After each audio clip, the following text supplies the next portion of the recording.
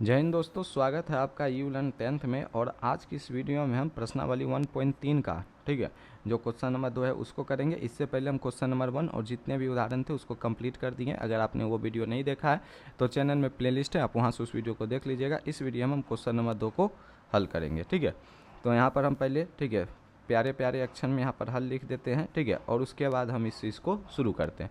ध्यान दो, ठीक है। ये एक दूसरा टाइप आ गया कि सिद्ध कीजिए कि 3 + 2√5 एक अपरिमेय संख्या है।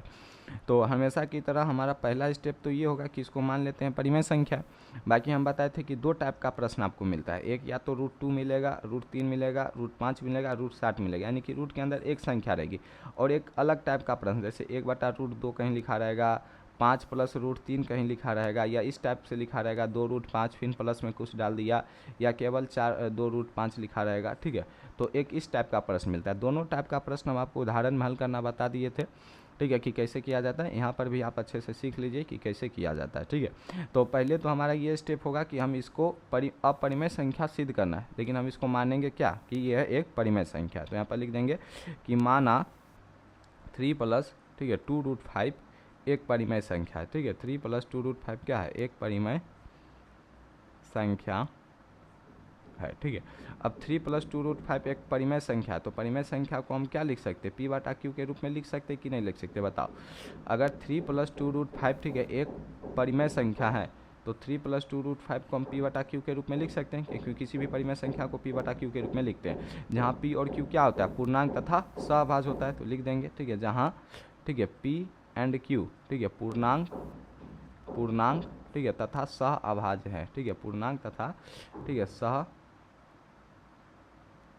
अभाज्य है। ठीक है, P और Q क्या है, पूर्णांक तथा सहअभाज्य है। अब ध्यान दो, इस टाइप के प्रश्न में हम आगे क्या करते हैं, ठीक है, अपरिमेय संख्या को उस पार भेजने का प्रयास करते हैं, ये अपरिमेय संख्या वाला पोर्शन उसको उस पार भेजने का प्रयास करते हैं, और ये जो P/Q है इसको इस पार लाते हैं। ठीक है, तो ध्यान दो, 3 को 3 रहने देंगे, P/Q को इस पार लाएंगे तो ये माइनस का P/Q होगा, और ये जो 2√5 है उसको उस पार करेंगे तो माइनस का 2√5 हो जाएगा। ठीक है, अब ध्यान दो, देखते जाओ, Q आपका एलसीएम हो जाएगा, यहाँ पर 3Q - P बच जाएगा, बराबर में -2√5 हो जाएगा। ठीक है, अब ध्यान दो, 3Q - P रहने देंगे। ठीक है, ये जो 2 है नज़र आ रहा है आपको -2, ठीक है, इसको इस पार करेंगे तो ये नीचे आके गुना हो जाएगा, तो यहाँ माइनस का 2Q बराबर में √5 बन जाएगा। ठीक है, अब ध्यान दो, एक न्यू स्लाइड ले लो।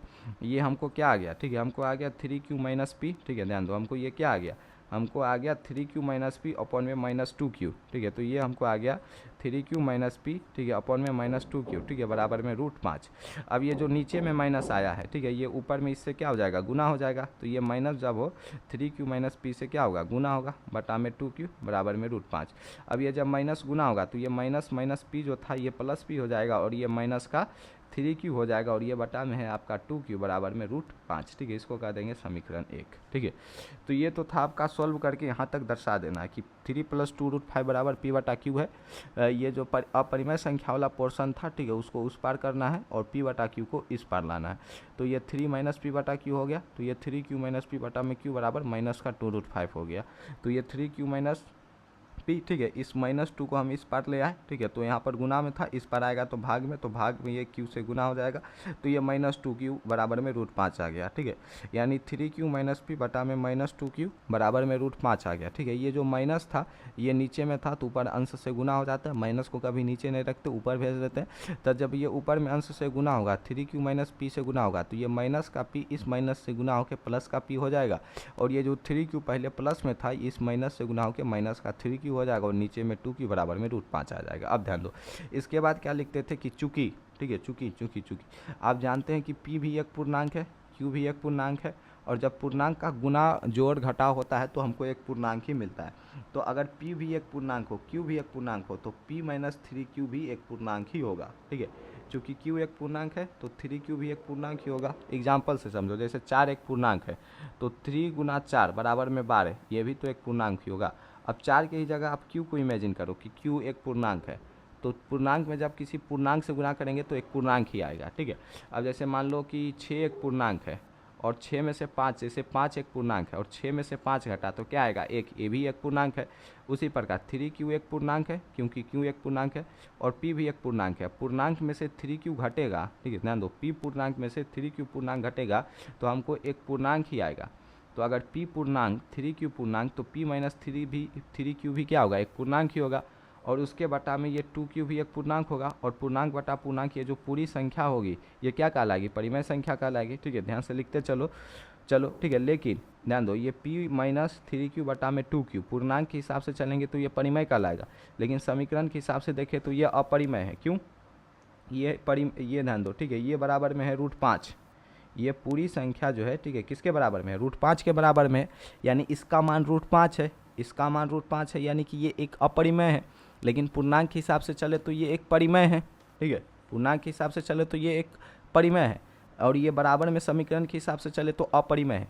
एक ही संख्या परिमेय हो और एक ही संख्या अपरिमेय हो, या फिर परिमेय के बराबर अपरिमेय हो, ठीक है, ये चीज़ कभी संभव है, नहीं संभव है।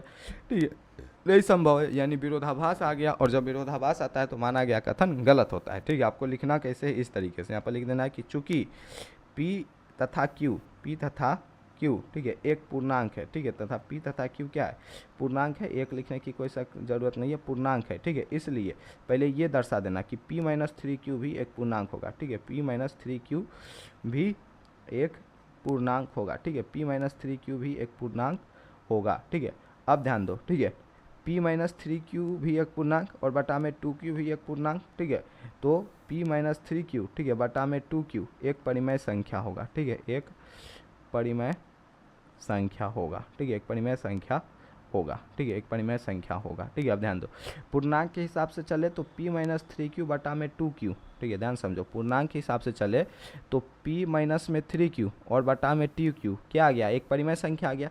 लेकिन समीकरण के हिसाब से देखो तो ये एक अपरिमेय संख्या हो गया। ठीक है, लेकिन अगर हम समीकरण 1 से चले, समीकरण 1 से, ठीक है, ये चीज़ हम बहुत बार बता चुके हैं कि p माइनस 3q बटा में 2q, ठीक है, पूर्णांक बटा में पूर्णांक, ये परिमेय किसके हिसाब से, हमारे माने गए कथन के हिसाब से कि p और q एक पूर्णांक है, तो उसके हिसाब से चले तो ये एक परिमेय आ गया। लेकिन समीकरण के हिसाब से देखें तो ये पूरा √5 के बराबर है, यानी कि एक अपरिमेय संख्या के बराबर है। यानी कि अगर समीकरण के हिसाब से देखें तो ये एक अपरिमेय है। एक ही संख्या परिमेय और एक ही संख्या अपरिमेय, क्या ये संभव है, ये संभव नहीं है। और जब एक ही संख्या परिमेय और उसका उल्टा एक ही संख्या परिमेय, यानी उसका विरोध हो रहा हो, यानी विरोधाभास की स्थिति उत्पन्न हो रही है, तो माना गया कथन गलत होता है। तो समीकरण 1 से अगर हम चलेंगे तो p माइनस 3q बटा में 2q बराबर में √5। ठीक है, यानी कि समीकरण के हिसाब से चले तो p माइनस 3q बटा में 2q, ठीक है, एक अपरिमेय संख्या है जो कि संभव नहीं है। ठीक है, एक अपरिमेय, या फिर ठीक है, एक अपरिमेय संख्या है। ठीक है, ऐसे चलो, एक अपरिमेय संख्या है। ठीक है, एक अपरिमेय संख्या है। ठीक है, एक अपरिमेय संख्या है। ठीक है, तो समीकरण के हिसाब से देखेंगे तो एक अपरिमेय संख्या है। ठीक है, लेकिन हमने जो कथन माना है, ठीक है, ये एक परिमेय संख्या आ रहा है। समीकरण के हिसाब से अपरिमेय, इसके हिसाब से परिमेय, तो क्या ये चीज़ संभव है, तो बोलेंगे संभव नहीं है। ठीक है, यानी कि ये पूरा कथन जो है ये हमारा संभव नहीं है। तो यहाँ पर लिख देंगे जो कि संभव नहीं है। ठीक है, जो कि संभव नहीं है, हमारा जो कथन है वो संभव नहीं है, जो कि संभव नहीं है। ठीक है, इसलिए ठीक है, इसलिए ठीक है, इसलिए अब ध्यान दो, ये चीज़ संभव नहीं है, तो हमारा माना गया कथन, ध्यान दो, p और q हम पूर्णांक माने थे, उसके हिसाब से परिमेय आ गया, लेकिन हमने लिख दिया कि ये चीज़ संभव नहीं है क्योंकि समीकरण के हिसाब से ये अपरिमेय आ रहा है। तो अगर ये परिमेय हमारा संभव नहीं है, तो p और q जो हम पूर्णांक माने थे या सहअभाज्य माने थे वो भी हमारा क्या हो गया, गलत हो गया। तो अगर हमारा माना गया कथन गलत हो गया, जो हम परिमेय माने थे, तो ये क्या हो गया, अपरिमेय हो जाएगा, अपरिमेय हो जाएगा। ठीक है, तो लिख देंगे इसलिए, ठीक है, हमारा माना गया कथन, ठीक है, हमारा माना गया कथन, ठीक है, कथन गलत है। ठीक है, गलत है। ठीक है, गलत है।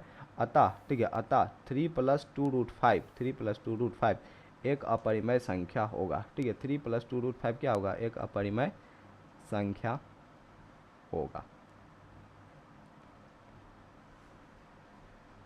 ठीक है, क्या होगा, अपरिमेय संख्या होगा। ठीक है, इस तरीके से आपका क्वेश्चन नंबर 2 क्या हो गया, कंप्लीट हो गया। अब देखते हैं क्वेश्चन नंबर